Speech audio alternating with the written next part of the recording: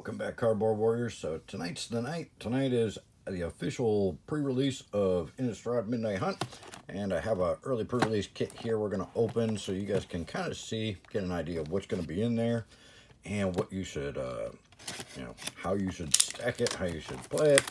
I'll give you some tips, basic tips that are, most people are already going to know or have better ideas, but for those of you that are beginners, we'll kind of go through that a little bit. So you're going to get your 20-sided die. It's a spin down, not a randomized like the last set, but you'll get the dice of whatever color. I guess the black ones are kind of hard to find.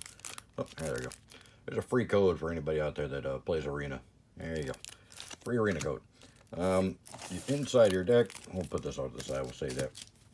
Inside your deck, you will get a breakdown of the, I guess that's, somebody told me that's for the lore for the set, the book that's coming out. I don't know. Anyways, this is their little thing on how to build a pre-release deck. So you're going to get 6 packs, and you're going to try and build a 40-card deck out of there. Most successful pre-release decks are 2 colors and have exactly 40 cards. Pretty true. You don't want to go over 40. You want to keep it right at 40, unless you're doing a specific strategy that requires more cards in your library. But most of the time, they recommend 15 to 18 creatures and 5 to 8 other spells. Now, that's going to vary a lot in this set because of the night-day system thing. If you're trying to do the night-day thing, you're probably going to have more spells to try and keep it the night or day, so you can keep your creatures bigger. I think you need to not cast any spell. I don't remember. Anyway, but we'll look over that night-day card when we get to it. And try varying your mana cost of your cards to form a curve that looks like this, and it's like 0 to 2 1-drops. I don't really agree with that. 6 to 8 2-drops, 6 to 8 3-drops, 3 to 5 4-drops, 2 to 4 5-drops, and 1 to 3 6-drops plus. I don't agree with that at all. You want to be careful how many huge cards you put in there. And I really try and, it depends on what you're going for mechanically in the deck, what you come up with. But I try and get a little bit more, I like to be a little more faster, a little more aggro. So I try and get a little bit more of the 1 and 2 drops in there. And then try and start catering off at the 3 drops. And I try not to have many like 4 or 5 drops, unless they're very, very good cards that are really going to kind of win the game. And then they say 17 lands. I usually run 16 to 17 depending on the deck. I never usually run less than 16. But anyway, let's break down the packs, see what we get, and we'll see what kind of deck we could have possibly built out of this. All right. First pack here. Yeah. I'm going to run through them, just look at the rares first, for those of you who are just here for that. Feel the Ruin, great uncommon. Play with Fire, good uncommon. Slowgurk is our first rare, and their land. The advertising you don't care about, and then your flip tokens are going to be pretty important in this one. There's a lot of flip cards. I think they went a little overboard on the flip tokens, putting one in every single pack and making the packs bigger.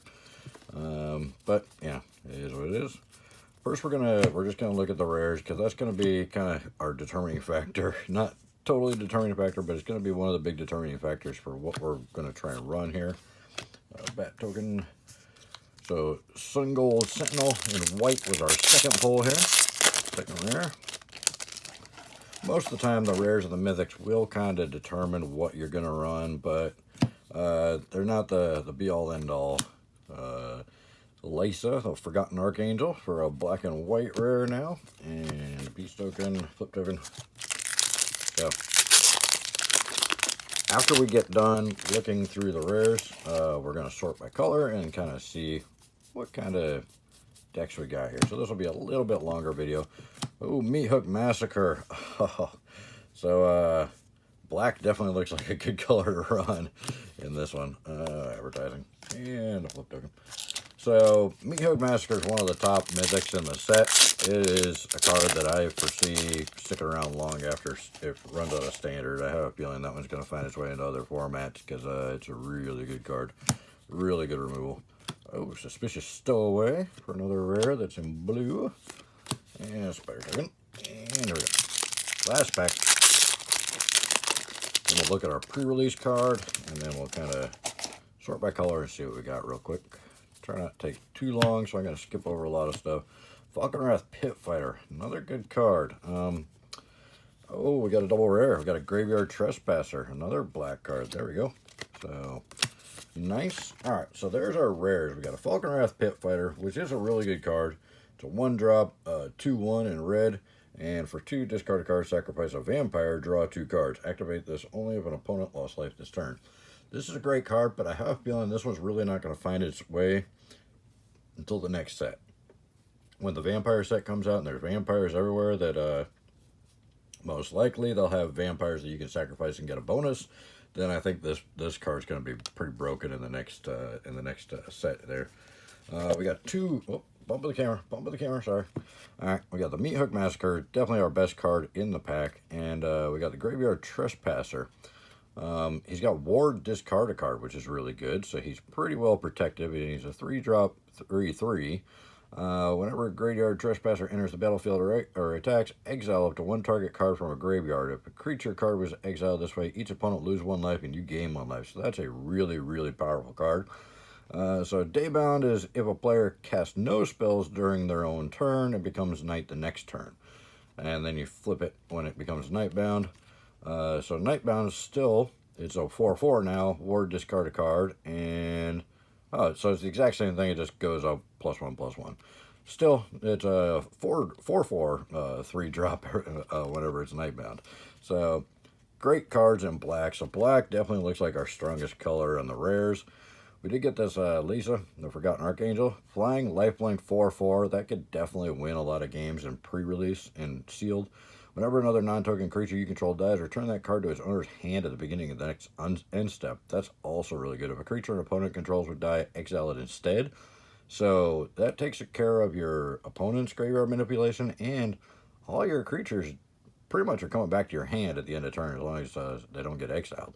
So another really good card, and Flying, lifelink 4/5. That's definitely going to seal the deal. And then we got the Sun Gold Sentinel. Whenever Sun Gold Sentinel enters the battlefield or attacks, exile up to 1 target card from a graveyard. And then it's got Coven, 1 white, 1 colorless, choose a color. Sun Gold Sentinel gains hexproof from that color until end of turn. It can't be blocked by creatures of that color this turn. Activate only if you control 3 or more creatures with different powers. So it's a 2-drop 3/2, which is already really good. And it starts exiling cards from graveyards, which is also really good. So that's another really good card. I think we're gonna have to go black and white, no matter what our commons and uncommons look like. I think Suspicious Stowaway can't be blocked. That's also really good for sealed. 2-drop 1/1. Whenever he deals combat damage to a player, draw a card, then discard a card, and that's his Daybound. So good abilities on him. His Nightbound is he becomes the Seafaring Werewolf, can't be blocked. Whenever he deals combat damage to a player, draw a card, and you don't have to discard it. He's a 2/1. So that's a really, really good card if we were going to run blue. And we did get another Simic color card here, blue and green. 3-drop 3/3 Trample. Whenever a land is put into your graveyard from anywhere, put a 1/1 counter on it. Remove 3 1/1 counters, return it to its owner's hand. When Slumgurk leaves the battlefield, return up to 3 target land cards from your graveyard to your hand. Really, really cool card, and I see somebody, manipulating this and breaking it pretty good here in the future. But I don't think it's going to work very well for sealed because there's not going to be a lot of land destruction or ways to get lands into your graveyard. So that one's probably not going to help us too much. All right, now let's go through real quick, and we'll sort our commons and uncommons by color and kind of see what we have here. I'm not going to worry about rarity. We're just going to go by color and multicolor. Move this out of the way here so I've got room for piles. Alright, so this will only take a second, I hope. Artifacts, lands, of course. Lands and artifacts, nice because they can go into any color combination that you run. So yeah, that's a good bonus to always see good lands like Field of Ruin. That was a great pull for a sealed. because like I said, that can go in any color combination deck you build, and it's going to be very effective in sealed. So that one you can't actually like destroy a land for the with the slim gold there, but it's still, I don't think it's enough to really justify stacking that guy. He seems like he's destined for combo land in the future there, you know.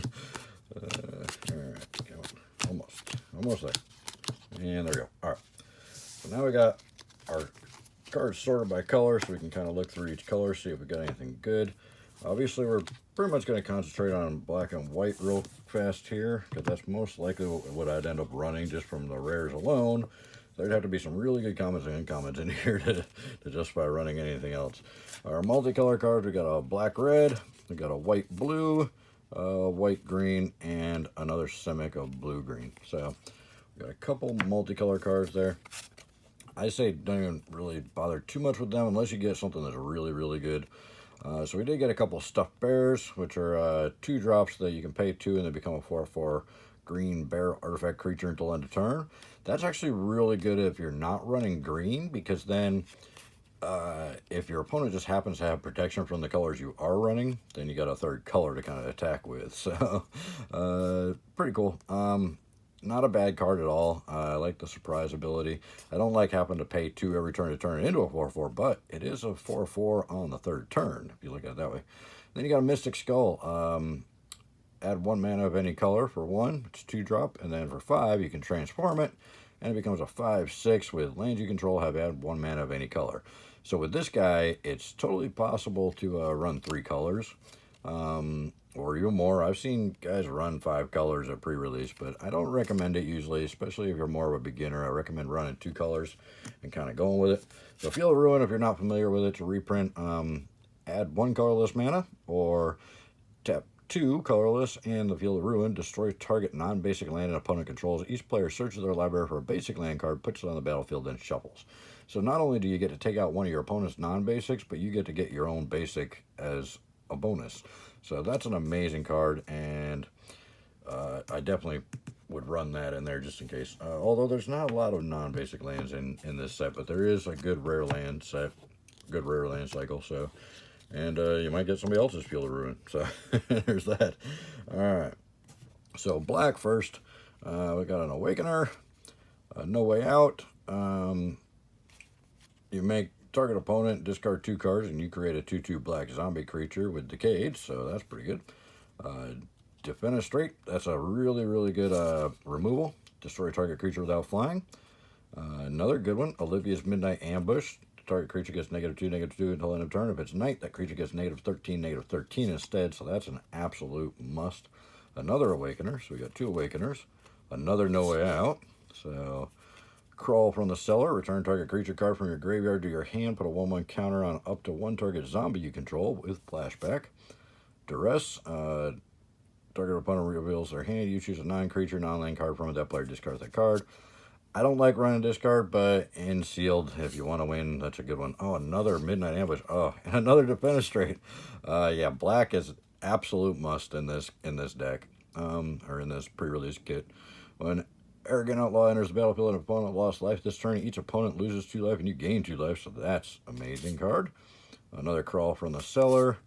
And Covert Cut Purse enters the battlefield, destroy target creature you don't control that was dealt damage this turn. That is huge. It's a 3-drop 2/2, but that's a really good ability. That's another removal that you definitely want to, I would definitely put this one in there. Disturb, you may cast this card from your graveyard, transform for its disturb cost for 5. That's pretty good. Transform is a flying death touch 2/2, and if it would be put in the graveyard from anywhere exile instead, that is epic. So another really good card in black. And then our Ghoulish Procession, whenever 1 or more non-token creatures die, create a 2/2 black zombie creature token with Decay. This ability triggers only once each turn. So you can get every time a creature dies on a turn, you can get a 2/2 zombie token with Decayed. I don't know, unless you got something that you're going to be able to sacrifice the zombies or utilize them in some way other than attacking or blocking, then you know, that's a good card. But the Cut Purse and the 2 Defenestrates and the 2 Midnight Ambushes are absolutely insane. Definitely want to run this. The Awakeners, sacrifice another creature, draw a card, then transform the Awakener. Activate only once each turn. Now, this is kind of what I was talking about a second ago here. So he becomes a 4/4 demon when you do that. So if you have these zombies that you're creating with the decay that you can't really use for much of anything else, you can use them to awaken the demon here from the awoken demon. So you can actually use them to transform the awakeners. So, and you got 2 of the awakeners in here. So, and then you've also got this card that target opponent discards 2 cards, and you create the zombie with decay that you can also use for the awakeners. So there's actually some really good synergy in there in the black right now. So those are definitely some cards I would 100% look at for stacking in here. The removal is huge. Removal is just unbelievable. Important in any kind of sealed or draft. All right, so our white, we got a Ritual Guardian. Beginning of your got Coven at the beginning of your combat on your turn. If you control 3 or more creatures with different powers, he gains lifelink at the end of turn. Lifelink's good, but you know, relying on the Coven to happen is a little bit more of a risk. Lunarch Veteran.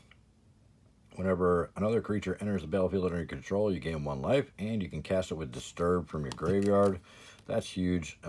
His flip is he's a flying 1/1. That still you gain the life, and whenever it be put into a graveyard, you exile it. So he's not a bad little 1-drop to put in there if you need another 1-drop. The fact that you can use the Disturb, so even if he gets killed because he's just a 1-drop, you can cast him out of your graveyard for 2, and then you get a flyer. So that's a good card. Either day or night becomes day as it enters the battlefield. Whenever day becomes night or night becomes day, like the top 2 cards of your library, put 1 of them in your graveyard. So that's pretty handy if you're going to be switching back between day and night a lot. So this is actually a really good removal for sealed. It's an enchantment. Enchant creature has defended. Enchanted creature has defender. Yeah, I'm not awake yet. Prevent all combat damage that would be dealt by enchanted creature. So this basically eliminates 1 of their creatures. It's basically like a pacifism that only costs 1 for the most part. So another good removal in the white also. We got a sorcery, put a 1/1 counter on target creature you control. It gains vigilance until end of turn, and it's got flashback for the same 1, which is awesome. So that's a good little, good little spell to pump up your creatures, especially if you're trying to work on this Coven mechanic. That'll help you get a different power and toughness on 1 of your creatures. The beginning of another Ritual Guardian. That's the same one. Okay, so we got another one of those. Carrying Cathars, enters the battlefield, create a 1/1 white creature token. He's a 4-drop 3/3 that just creates a 1/1. I'd probably pass on that one. Oh, we got another one of these Candle Traps. That's good. Another Veteran. So that's good. And then, is this another witch? Oh, okay. This is a different one. 2-drop 2/2, and at the beginning of combat on your turn, if you have Coven, it gains flying until end of turn. So that's actually not a bad card. I'd probably put that in there. And then another one of these Sanctifiers. Not too bad, but I don't know. Chaplain of Alms. It's a 1-drop, first strike with Ward 1. And Disturb for 4. And his flip is a flying first strike with each creature you control has Ward 1. That's really good. So another really good 1-drop in here. Ritual Hope, creatures you control get +1/+1 until end of turn. That's a really good combat trick, instant speed. If you got the Coven, they all get 2/2/1 until end of turn. So another good little, and another Chaplain of Alms, and an Utterix Rider. Whenever another creature you control dies, put a 1/1 counter on target creature you control. So he's a 4-drop, but he's actually got a really good ability, and he's a 2/4, so he's got a high defense, so he can block some big stuff coming over. Now, the one thing we didn't see in black or white was bigger creatures. So I'm a little worried about that, but there's a lot of removal for other people's bigger creatures, and we do have that Archangel. So that's probably going to be our big dog in the set, but I'd probably end up running the Stuffed Bears, or at least one of the Stuffed Bears, so I got a 4/4 pretty reliably out there. So I'd probably go black and white with this, even though I haven't looked at the other colors. We'll kind of scan through those real quick. We got a Sifters, Spirit, so Flash Flying 3/3, but it's a 5-drop. That's a little bit pricey. Startle, another Spirit, same one. A lot of duplication in this pack. A Gale Drifter flying. Now, the blue does have a lot of flyers in here, so there is a good, and another Shipwreck Shifters, another Startle. We got basically an Unsummon. They let you draw a card if you return one of your own creatures to your hand. So there is some good stuff in blue as far as flyers, and that's something that's a big problem in sealed, is there's not a lot of flyers, so a lot of people have trouble competing with flyers. So you definitely want to try and get as many flyers as you can, but we do have some white cards that do have the ability to be flying if you got the Coven, so I'd probably kind of concentrate on those instead of going all the way to blue, although the flyers in blue are bigger. But, you know, it's up to each person. Each person has kind of their own preference. We did get the blue and white cards, so it is possible to go blue and white in here, and you'd be able to cast this Faithful Mending, which you gain 2 life, draw 2 cards, then discard 2 cards. Pretty handy and sealed, and it's got a flashback for 3. So you could go blue and white or green. I'll just kind of look through here real quick, see what we got. We got a little bit of artifact and enchantment removal. Couple, you know, green's usually going to have a lot of beasts in it, but I don't see a lot of big creatures in it. A lot of enchantments. Oh, there we go. There's our burly breaker. It's a 5-drop 6/5 with ward 1, and then it becomes an 8/7. So if you're one of those guys that wants that really big closer, green is usually where you're going to find that. Usually the way to go there. So you could run Simic as well. There is a pretty decent little Simic set up in here. Or you could run Simic with Splash and White for the Mending and some of the other good white cards. So there's a lot of options. Red, we'll see what we got here. So this one's not bad. When it enters the battlefield and an opponent lost life this turn, you add 3 red mana to your mana pool. It's a 4-drop, but you get that 3 red extra, so you can do a little bit more of that turn. And for 3, you can discard a card, draw a card. Pax Betrayal, a good way to steal one of your opponent's creatures. You got some direct damage in here, so that's a good one.